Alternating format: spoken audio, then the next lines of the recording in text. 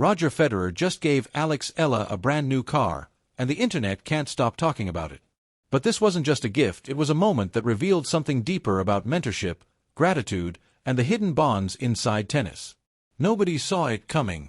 One minute, Eala was celebrating a career milestone. The next, she was standing in disbelief as one of the greatest athletes of all time handed her the keys to something she never expected. The cameras captured every second. The tears, the shock, the embrace that felt like a passing of the torch. And within hours, millions were asking the same question. Why her? Why now? And what does this really mean? Most people don't know this, but Eala and Roger Federer's connection didn't start with a viral moment. It started years ago, in the quiet corners of a training facility in Switzerland, where a teenage girl from the Philippines was grinding through drills, far from home, chasing a dream that seemed impossible to everyone except her. Eala had enrolled at the Rafa Nadal Academy in Spain when she was just 14, but before that, she spent crucial developmental months training in Switzerland, where the Federer name wasn't just legendary, it was everywhere. The Swiss Tennis Federation, heavily influenced by Roger's success and philanthropy, had become a magnet for young talent worldwide. Alex was one of those talents, quiet, determined, hungry. Federer wasn't coaching her.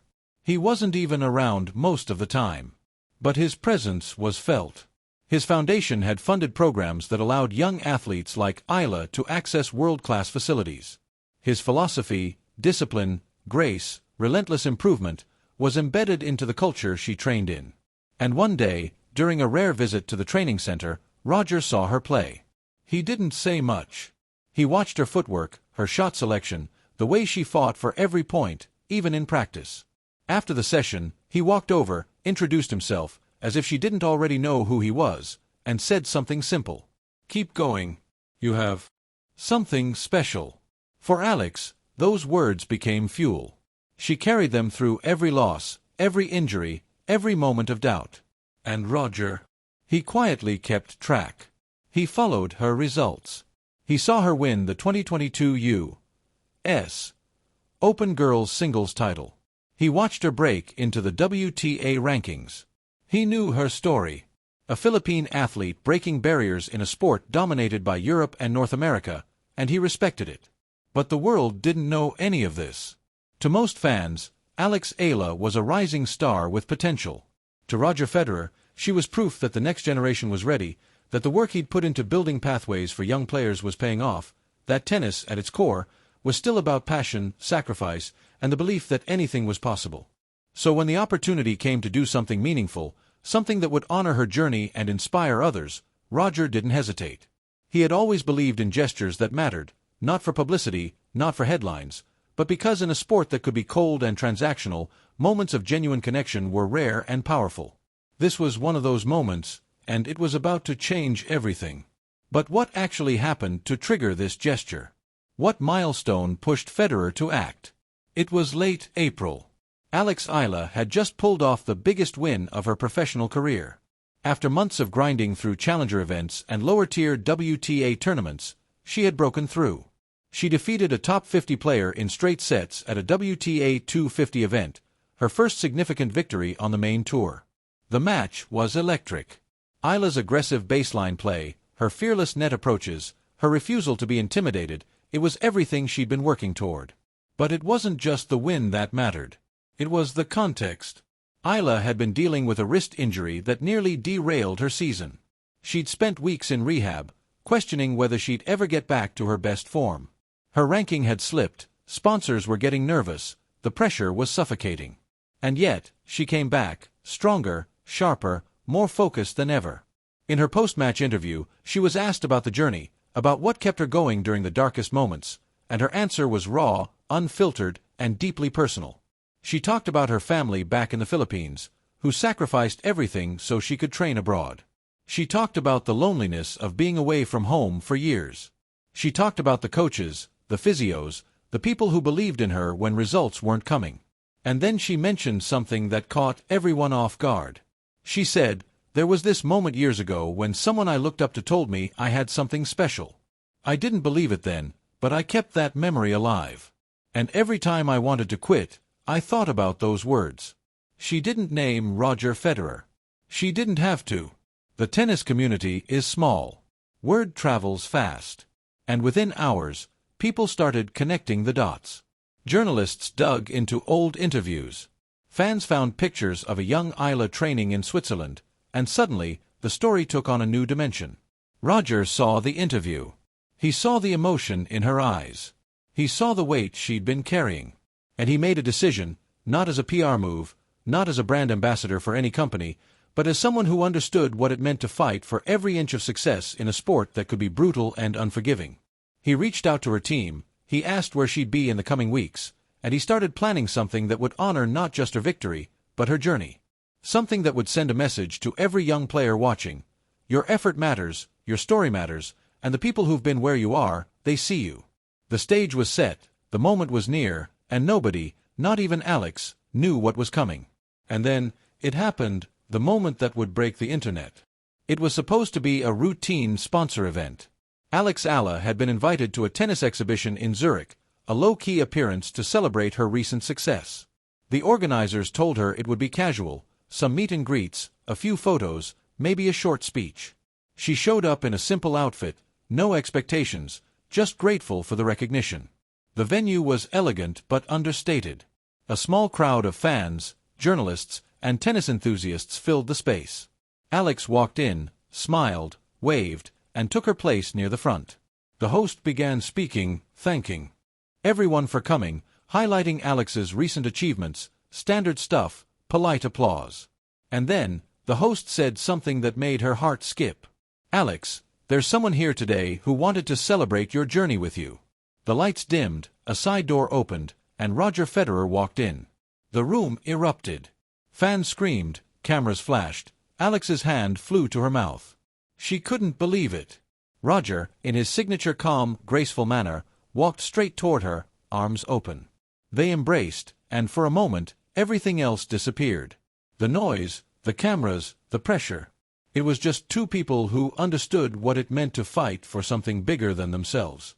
But then, Roger stepped back, smiled, and said, "Alex, I've been following your journey for a long time, and I wanted to do something to honor what you've accomplished, not just on the court, but the way you've represented your country, your family, and everyone who's ever doubted themselves." He gestured toward the entrance. Two assistants wheeled in a covered platform. The crowd went silent. Alex looked confused. Roger nodded. The cover was pulled back.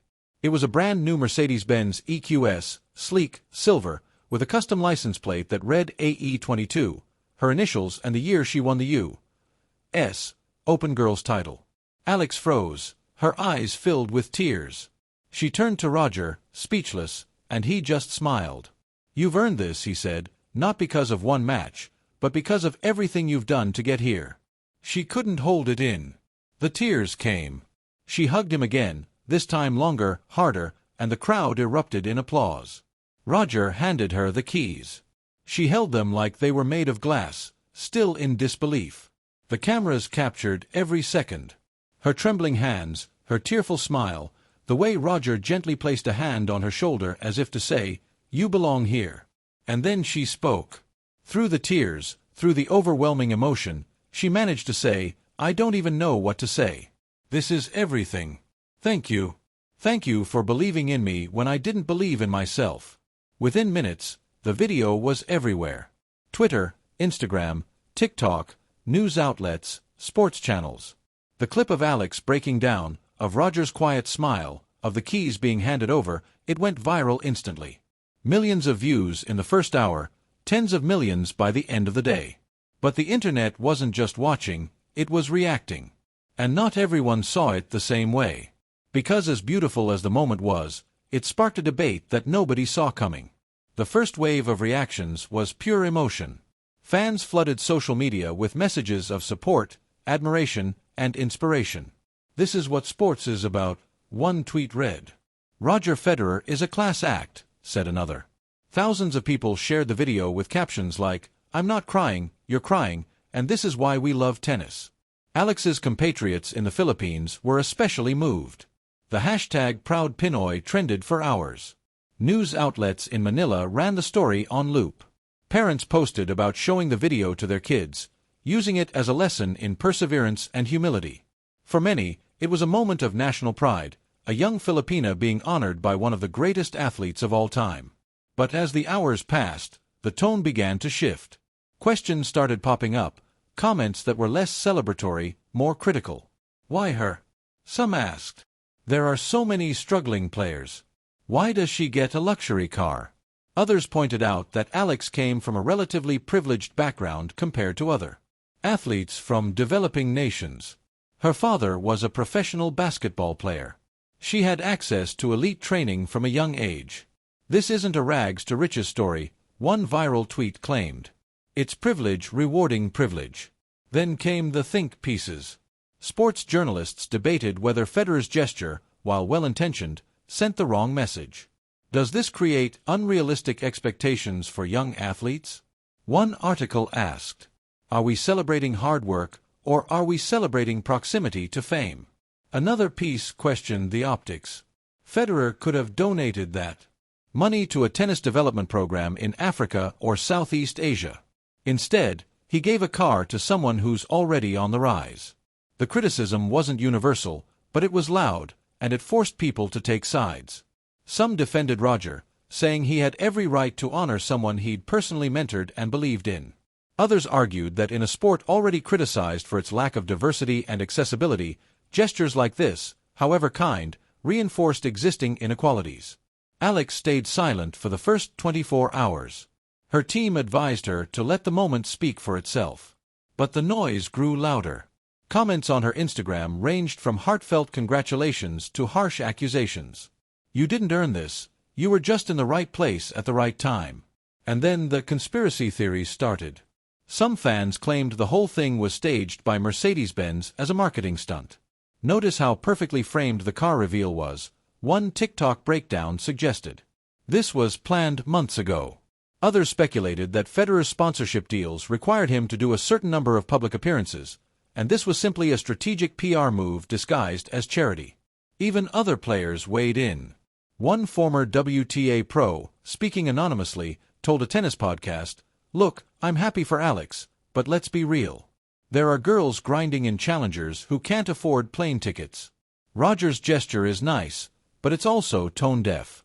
The debate raged, and Alex, sitting in her hotel room reading the comments, felt the weight of it all.